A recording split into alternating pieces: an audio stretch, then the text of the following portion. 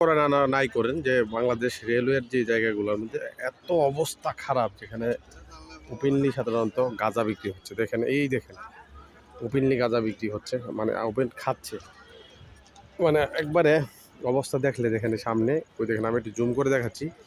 যেখানে এই হলো আপনার বাংলাদেশ রেলওয়ের জায়গাগুলো, এটা টিটিপাড়া, যেটা এই দিক দিয়ে আপনার সায়দাবাদ হিলগাঁও টিটিপাড়া যে রাস্তাটা গেছে এদিকে, এদিকে গেছে আপনার কমলাপুর। কিন্তু আপনারা দেখতে পাচ্ছেন যে হটস্পট যেটাকে বলে গাজার, আমি সামনে দেখাচ্ছি যে এইখানে তারা গাঁজা সেবন করে।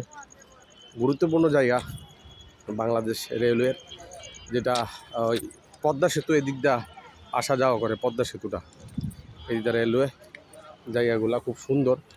মানুষ বিকেলবেলা আড্ডা দিচ্ছে, গল্প করছে, কিন্তু জায়গাগুলা খুব মানে সেন্সিটিভ এলাকা বলে আর কি, যেটা সেন্সিটিভ এলাকা বলে।